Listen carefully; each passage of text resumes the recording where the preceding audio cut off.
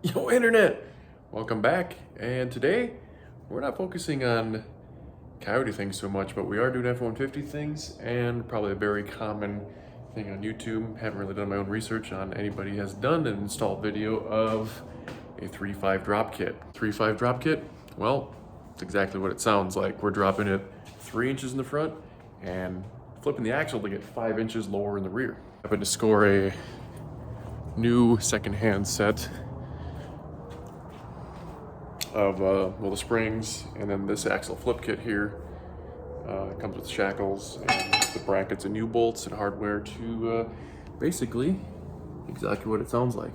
We're gonna basically put the axle tube through there instead so that it'll actually sit on top of the leaf spring pack and get a shorter bump stop to achieve that drop. The front, you might have seen the pads for it, but they're just some springs, so we'll replace the, get the struts out of the front of the truck and swap the springs. My buddy Cody's on his way. He's done a lot of the truck stuff. I'm sure I could figure it out, but he has done a lot more, and so we could roll this thing out in no time. And I'll show you one little thing that he pointed out that I wouldn't have guessed. Because, you know, you could probably just remove the springs, but see this bolt?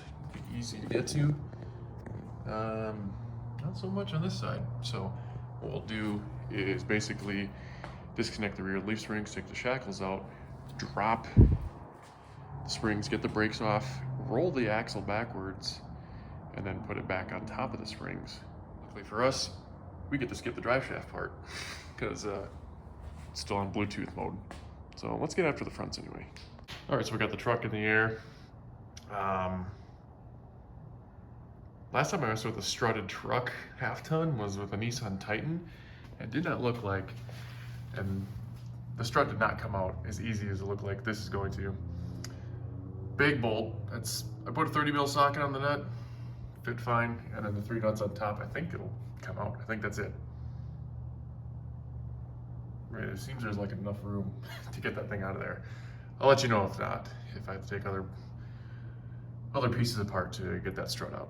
All right, tear rod had to come apart. That was it. Parts out. No. We'll take the tool everybody loves using and compress the spring and put the new ones in.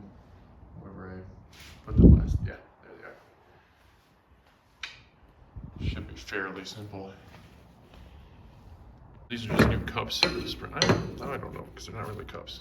Maybe they're so you can adjust your ride height if it's too low. Not sure yet. Maybe Cody will know more. Just want to remind you, unlike car struts where the top hat spins, you want to make sure you orientate your bolt pattern how the strut is, because you're not going to be able to turn that once the spring's back in. All right, my buddy Cody showed up. So I was talking to you a little bit about fuel tank things and looking at it with a transmission jack. I think it's going to be way easier. Cody says so, so that's what we're going to do.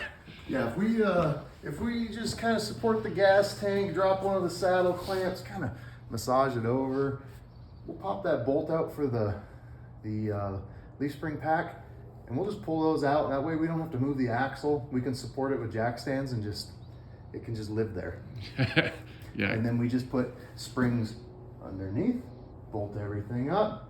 Wham, bam, thank you, ma'am, we're done. Sweet. Yeah, looking at, I was like, oh, thinking to myself, just brake calipers. No, we got tubes up the yin yang and parking brake this, brake line that.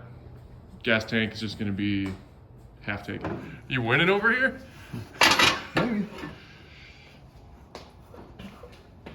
Hard to tell. How long did you give up to do the front strap? Oh, about 2 minutes. I was going to say 2 or 3 minutes. Yeah. Of course, this is the longest bolt in the world. Yeah, like Ford bolts are always about 3 inches longer than they need to be. Depends how much gas you got in here. Less than an eighth. So I think that front strap's coming out. okay. So he's got that. I got a little ticking time bomb over here. Got the spring out, and we'll throw the new spring in. We're just gonna do one side at a time. One leaf? Yeah, that way we're not worried about the axle tipping or getting a little wild with it. So we're just gonna go one side. Yeah, that's a lot of iron. We're doing this. Cool thing is, didn't need a compressor to put this in, but I did chop my bump stop off by half And the isolators actually clock the top hat for you, so it's all lined up, but since it's a short spring, it'll let you turn it.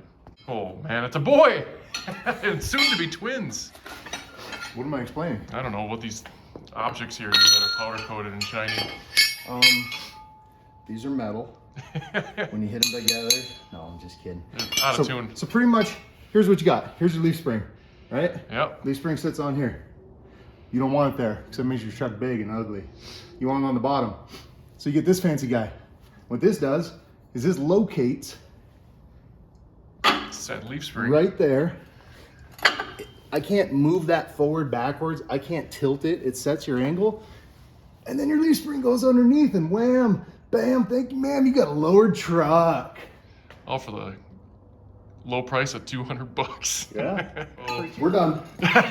It is so dramatic. Like, I was like, 5 inches ain't nothing. I mean, some people might be. But yeah, Cody's got this thing basically what it's gonna look like with the U-bolts in. We did a little internet machine looking. Yeah, you know, besides if we had a drive shaft, we'd probably put it in soon. It looks pretty good. The front struts I got placed in here. And let me tell you, after looking at the unsprung stock springs, that thing's gonna just be dumped. As my boy Tony Angelo would say. So we're gonna button some stuff up here and hopefully get on the ground soon.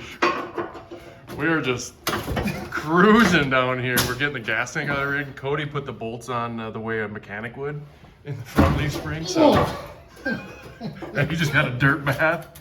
Do you need me? Do you need my assistance? No, sir, I'm good. Okay. I just need a shower afterwards. And shit, I think this would be a good point to show you what the truck looks like with a bed on it, so you get to travel in the future. Just like that. Bed is on. She's looking mighty fine.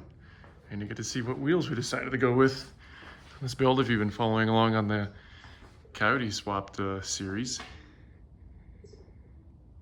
That's what she looks like now, so now we just gotta do some other little things like maybe the headlights and you know, freshen up some trim, maybe give it a bath once it actually runs. But yeah, pretty happy with how this looks now. Actually looks like a truck worthy of at least a first gen Coyote. The quick and dirty of how to do a 3.5 drop on your 11th gen 2004, 2008 F150. Cody just knocked that out super quick. Could have done it without him, so thanks, bud. I know you're not here for the outro. He's like, why aren't you videotaping it? Yes, tape. Shows my age.